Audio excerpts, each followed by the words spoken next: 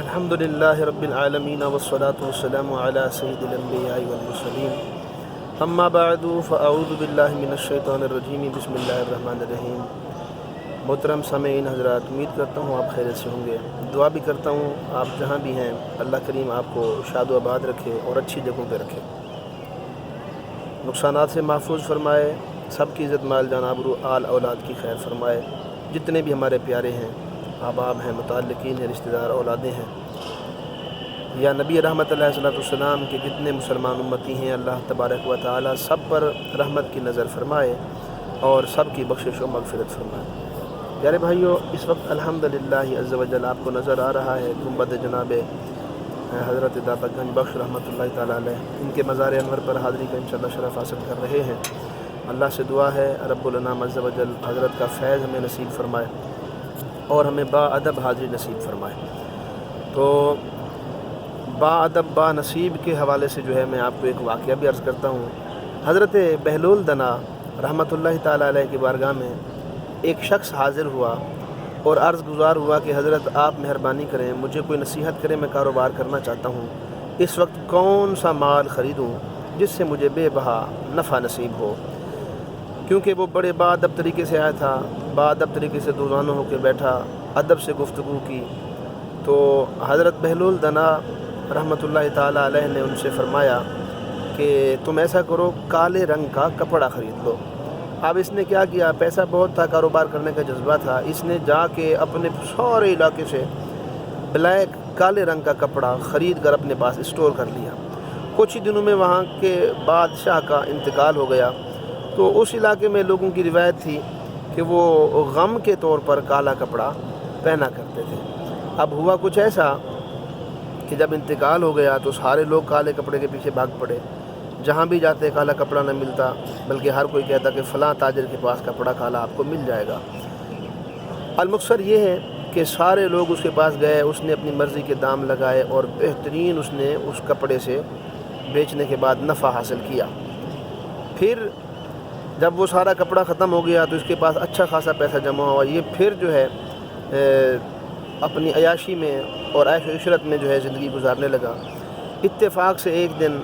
یہ گھوڑے پر سوار ہو کر کہیں گھومنے پھرنے کے لیے چکر لگا رہا تھا، راستے میں حضرت بہلول صاحب رحمۃ اللہ تعالیٰ علیہ بیٹھے ہوئے اس کو ملے۔ تو اب گھوڑے پر بیٹھے بیٹھے بڑے ہی بے ادب انداز میں کہتے ہیں، ہاں بھائی بتا صوفی و مولوی،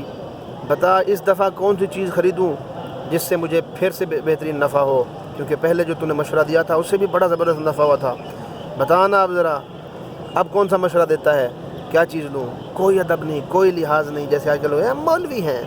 ایسے آج کل لوگ کہتے ہیں یہ دینی لوگ ہیں، ان کو کس چیز کا پتہ ہے، اس طرح کر کے لوگوں کی خاص طور پہ مذہبی طبقے کی انسلٹ کرتے ہیں۔ جبکہ جن مزارات کا ہم ادب کرتے ہیں، جن مزارات پہ ہم حاضریاں دیتے ہیں، یہ بھی در حقیقت علماء دین تھے، دین کے سفیر تھے۔ اللہ تبارک و تعالی ہمیں ہر دین کے سفیر کا اور خاص طور پہ علماء دین کا ادب نصیب فرمائے۔ تو خیر اس نے بڑے بے ادبی کے انداز میں جو ہے حضرت بہلول سے کہا، بتا اس دفعہ کیا چیز لوں؟ حضرت نے اس کی بے ادبی دیکھی تو آپ نے اور تو کچھ نہ فرمایا، بس اسے مشورہ دیتے ہوئے کہا اس دفعہ تم تربوز لے لو۔ اب وہ بھاگا گیا کہ جناب تربوز لے لیتا ہوں۔ اب دیکھیے نا ان بے ادب گستاخ لوگوں کے طریقے بھی دیکھیں کہ نفع کی چیز لینے بھی جاتے ہیں اور وہ بھی اللہ والوں علماء دین صوفیاء دین سے، لیکن پھر جب کچھ مل جاتا ہے، جیب میں کچھ آ جاتا ہے، کچھ ہی تھوڑا بہت مال و دولت آتا ہے تو پھر اپنی اوقات تک بھول جاتے ہیں، پھر اپنا وہ ادب کا جو طریقہ کار ہوتا ہے دینداروں کا وہ بھی بھول جاتے ہیں۔ دعا کریں اللہ تبارک و تعالی ادب نصیب فرمائے۔ تو اس نے کیا کیا، وہاں سے مشورہ لیا کہ اب تربوز لینا ہے، اس نے جا کے سارے علاقے سے تربوز خرید کے رکھ لیا۔ اب کیا ہوا، جب تربوز اس نے رکھ لیا تو آپ کو پتہ ہے کہ تربوز جو ہے وہ بہت کم چلتا ہے،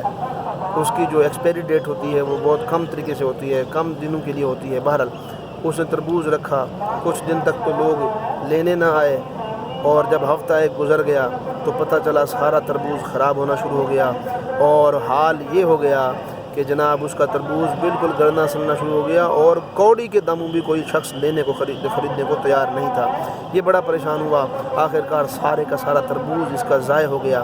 اب یہ بڑا ہی ذلیل ہو کے دوبارہ حضرت کی بارگاہ میں حاضر ہوا اور کہنے لگا جناب آپ نے میرے ساتھ اچھا نہیں کیا، آپ نے مجھے ایسا مشورہ دیا کہ جس سے میرا نقصان ہو گیا۔ تو حضرت بہلول رحمۃ اللہ تعالیٰ علیہ نے اس کو نصیحت کی تھی، وہ نصیحت آج ہم بھی حاصل کرتے ہیں اور دعا کرتے ہیں اللہ کریم ہمیں اس پر عمل کی توفیق دے۔ آپ نے فرمایا تھا کہ پہلے جب تو آیا تھا تیرا انداز ادب و احترام والا تھا، تجھے ایک مشورہ دیا تھا جس سے تجھے بہت نفع ہوا، لیکن جب تیرے پاس پیسہ آیا تیری اکڑ بڑھ گئی، تیرا ادب کا انداز ختم ہو گیا، تیرے اقدار و اخلاق ختم ہو گئے، تو پھر میں نے سوچا کہ ذرا تمہیں سبق بھی دیا جائے، تو میں نے تمہیں تربوز کا مشورہ دیا جس سے تجھے کچھ نفع نہیں ہوا بلکہ ساری کمائی ہوئی دولت بھی تیری اس کے اندر لگ گئی، اور تو نے لالچ میں آ کے بہت زیادہ لے لیا کہ شاید بس اب میرا فائدہ ہی فائدہ ہوگا۔ تو کپڑا کپڑا ہوتا ہے، تربوز تربوز ہوتا ہے، ادب ادب ہوتا ہے، گستاخی بے ادبی ہوتی ہے۔ شاید کہ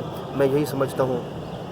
بلکہ مجھے تو یقین ہے اس بات پر کہ علامہ خادم حسین رضوی رحمۃ اللہ تعالیٰ علیہ، جنہوں نے الحمدللہ ختم نبوت کے حوالے سے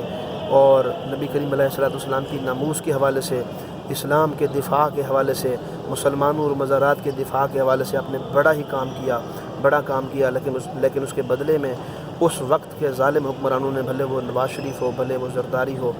بھلے وہ جناب آپ کا عمران خان جسے ہم یوتھی بھی کہتے ہیں، یہ ہوں، ان سب لوگوں نے جو کچھ ان کے ساتھ کیا وہ سب آپ کے سامنے ہے۔ پھر آپ نے اللہ کریم سے دعا کی تھی کہ یا اللہ جو ہمارا راستہ روک رہے ہیں یہ ہمارا نہیں، کیونکہ ہم تو تیرے دین پر چل رہے ہیں، تو یہ اصل میں دین کا راستہ روک رہے ہیں۔ اے اللہ ان کو گن بھی لے، ان کو چن بھی لے، ان کو اکیلا کر کے مارنا۔ اور آج وہی حال ہے کہ خادم حسین رضوی رحمۃ اللہ تعالیٰ علیہ کی وہ تحریک جو ممتاز حسین قادری رحمۃ اللہ تعالیٰ علیہ کے جنازے سے شروع ہوئی تھی اور آپ کی قید سے بلکہ شروع ہوئی تھی،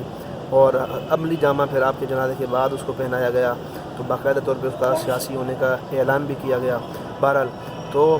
آپ رحمۃ اللہ تعالیٰ علیہ کا وہ قول اللہ نے پورا کیا، وہ دعا اللہ نے پوری کی۔ آج الحمدللہ